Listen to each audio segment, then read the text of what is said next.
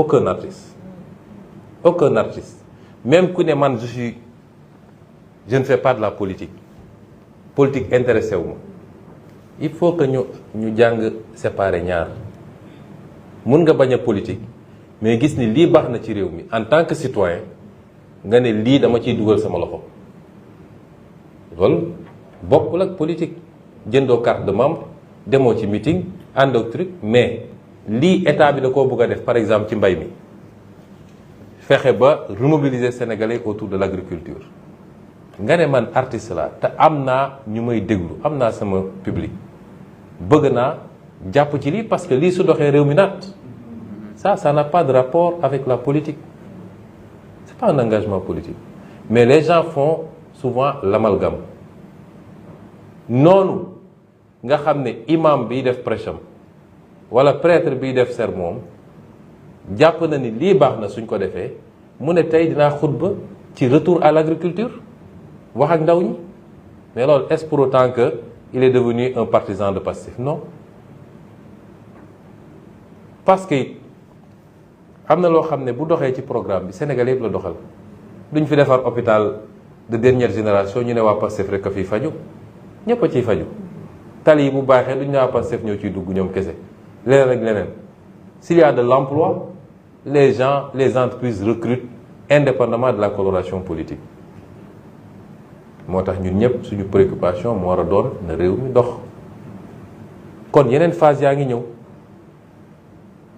débat yi ñuy posé yëpp am na ñu dem ba bugg a jàllale ci bopp nit ñi sax que oui on veut passer l'éponge impunité et cetera non loolu yëpp amu mais lu nekk ak temps rek lu nekk ak temps bi ma recevoir fii les anciens détenus defe naa bi ñu génnee néew na lu ñu waxati ci mbir mi ndax am na lu ma leen wax ci biir néeg te du ma ko wax ci biti ndax stratégie du lu ñuy wasaare ci mbedd mi mais ay nit su ngeen àndee nga ànd ak nit démb ak barki démb wóolu ko mu doy la ci njiit di def ngay gis bu la nee toogal ànd ak dal toogal nga may ko su toogee nag suñu toogoon 1 an 2 ans gisuñu dara nit ñi mën nañ ne ah ñun de xamatuñu mais quelques semaines jarul yëngatu kon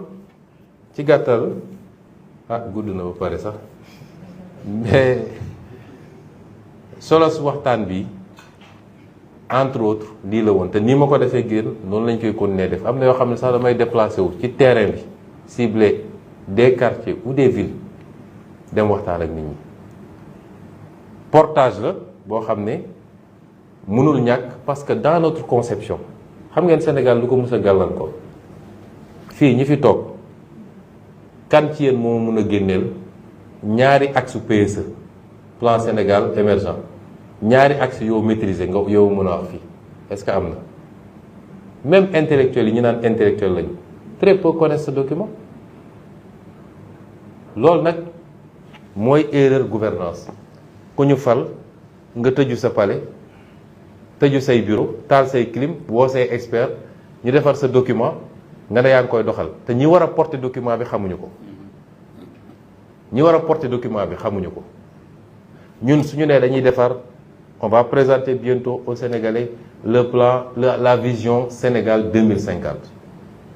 xam ngeen suñu yitte mooy lan ñu dem ba Sénégalais ki yor taxiem di dawal boo ko laajee ci vision 2050 su xamul lépp it dina mun a jukkil dara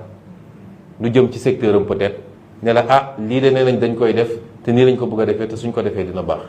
parce que kooku bu xamee loolu dina la mën a gunge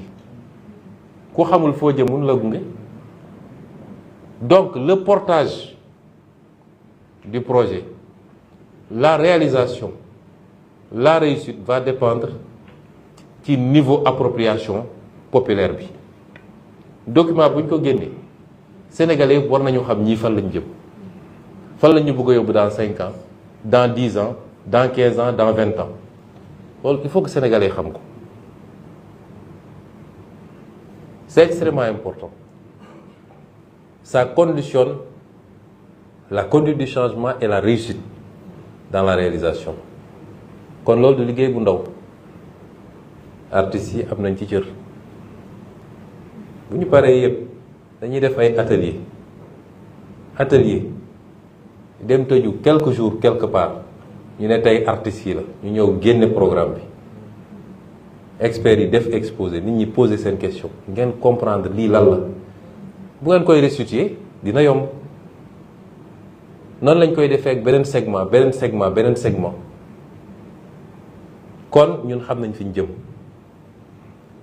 te dama koy wax toujours gannaaw yàlla gisuma lu ñu mën a tere réussir incha allah ndax réew boo amee yéene ci réew mi bëgg réew mi jub ak jubal loxo yi set vision bi leer programme bi dëgër kon delluwaat gërëm leen bu baax ne nag dama inversé affaire bi parce que bi may ñëw damay ubbi rek sànni ci débat bi ne leen kenn ku ne dama bëgg ngeen wax ma naka ngeen gisee affaire bi c'était pour tester un peu les sensibilités voir aussi le niveau de compréhension ak l'analyse que les gens se font de la situation fi ñu toll nii mais suñu commencé rek taxaw bi day métti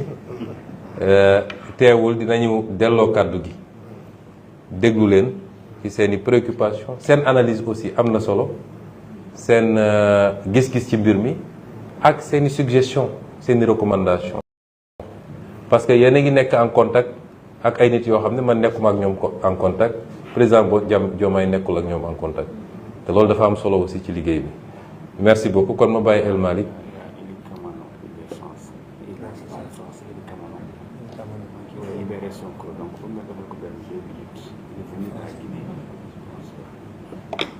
Ah, Monsieur Kamano,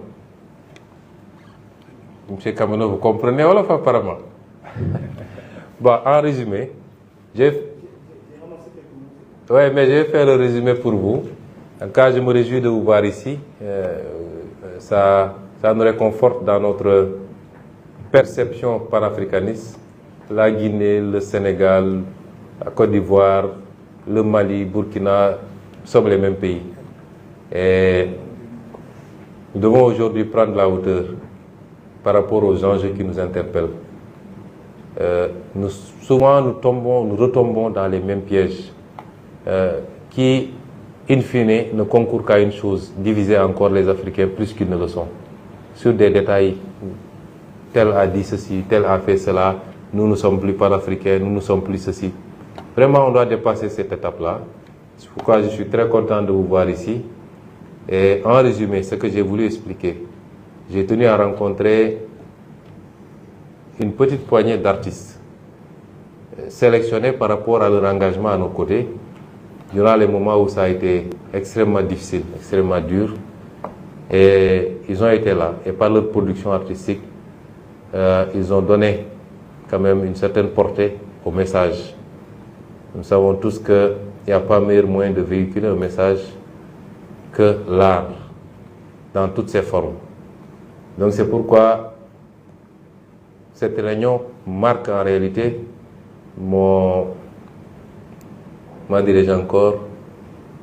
la reprise des activités politiques. L'erreur qu'il ne faut pas faire pour l'acteur politique, c'est qu'une fois élu, on se coupe de tout. Pendant 4 mois, on a été obligé effectivement de faire une retraite stratégique pour nous pencher sur l'état des lieux qu'il fallait faire. Quand vous venez d'hériter d'un pays, il faut faire l'état des lieux et de manière très sérieuse. Mais cela n'a jamais signifié pour nous une volonté de nous couper de ce qui fait notre essence, c'est-à-dire un lien particulier que nous avons avec nos bases, mais un lien particulier que nous avons avec la majorité du peuple sénégalais.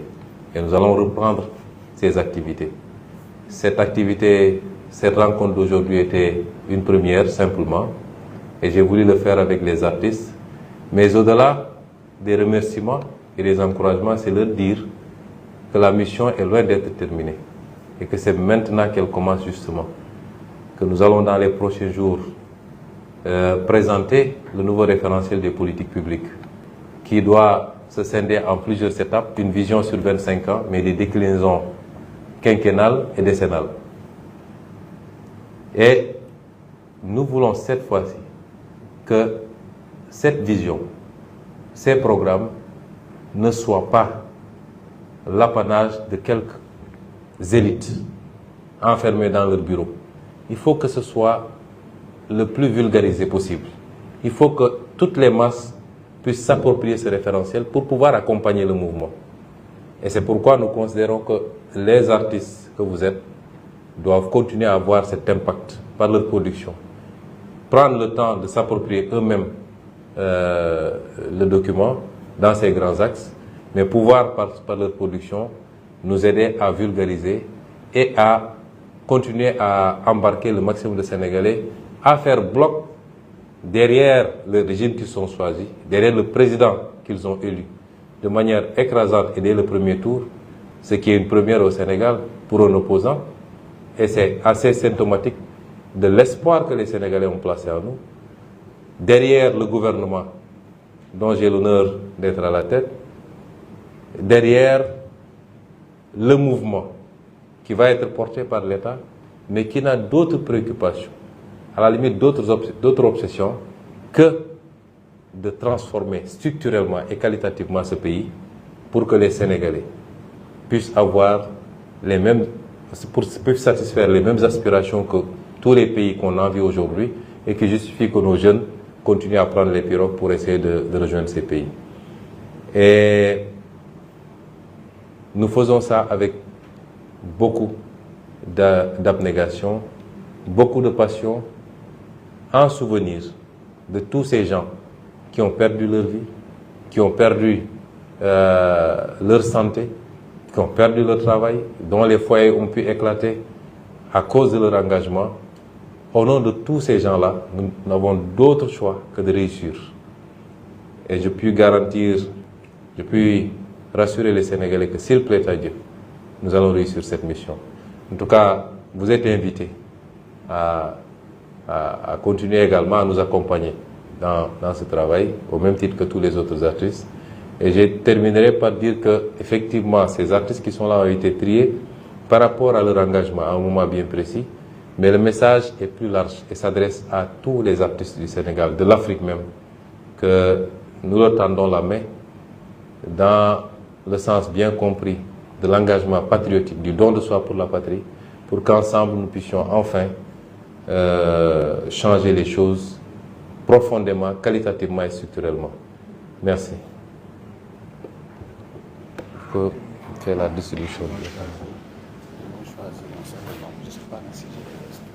Oui.